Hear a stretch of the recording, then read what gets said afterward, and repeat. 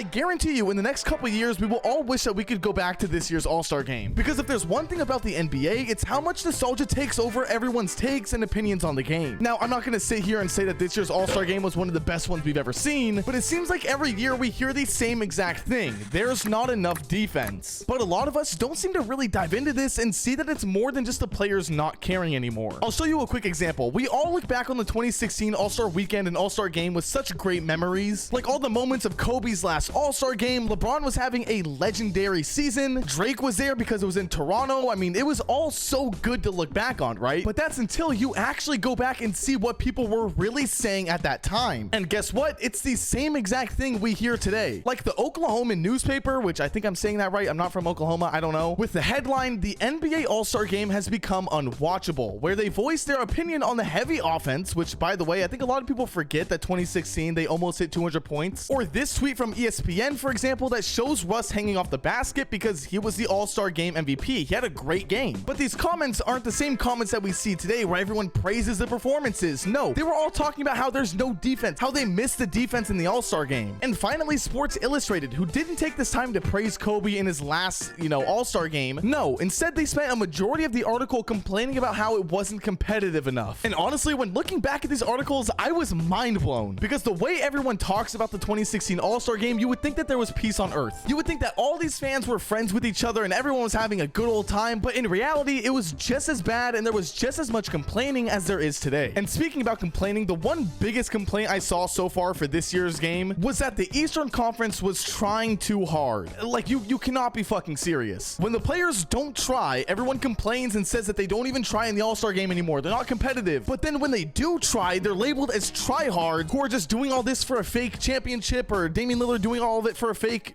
award. I don't know. Now, I will note that Damian Lillard was doing a different type of tryharding because he wasn't actually playing basketball. And I know I just spent the entire intro talking about how we should appreciate these performances in these games instead of hating on them, but Damian Lillard, I have a different bone to pick with you because this man wasn't even playing basketball. He was hucking up the most bullshit ass shots. He's been doing it for years now, and after his 3,000th half-court shot attempt, he finally gets one to go in and he starts celebrating like he did something. Please stop it. That is enough. I could care less if there's no defense. I could care less if there's uncontested shots, wide open dunks, alley-oops. I don't care. It is the shot chucking that I cannot stand in the All-Star game. That's the one hill I will die on. But you want to know what tryharding I actually did enjoy? Tyrese Halliburton. The man was popping off early on in the game, and if you don't believe me or if you tuned in late, let me just show you the crowd reaction after he hit his 5th straight three. Been quite the path.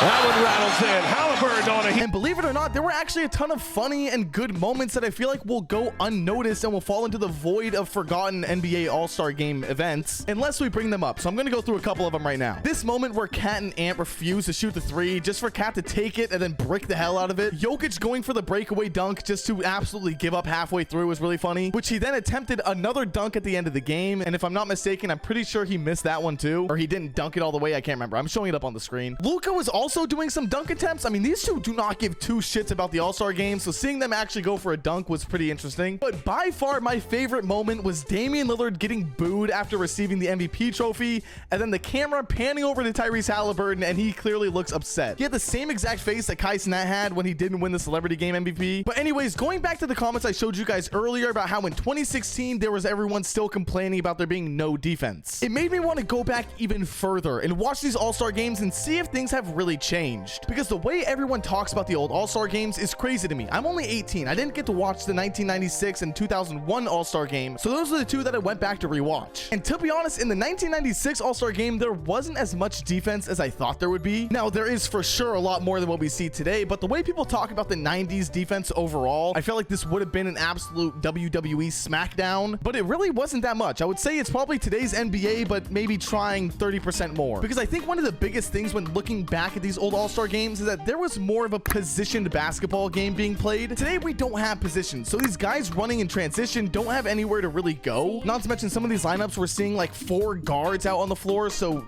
there's no really positions to defend. So anyways, after seeing that there wasn't much defense in 96, I decided to go a little bit more recent. The 2001 All-Star game, which surprisingly had a lot more defense than 1996. And it was after watching this game when I realized why we don't see any defense in today's All-Star game. It's because the the NBA just isn't a defensive league overall. The same way everyone complains about there being no defense in the regular season is the same exact reason as to why there's no defense in the All-Star game. Another little crazy thing too is that in the 90s and early 2000s, these All-Star games ended somewhere in the 100s point range. With that actually being above average in those regular season games, it is now normal to have a game be above 100 points in the modern NBA. So does this mean that if in the All-Star game everyone's scoring 200 points, in 20 years 200 points is going to be the regular amount of points we score in a game? Like, is that how this is going to work? But in case you're one of those people that think that there is enough defense in the NBA, it's just the offense that is really overtaking it, then that would also be the same reason as to why there is a lot more scoring in the All-Star game and there's no defense. Because even if these players did try to play defense, even if they were out there taking charges, stealing, and blocking, do you know how miserable that would be to watch? I don't think a lot of you guys understand how bad that would be. We're talking about a game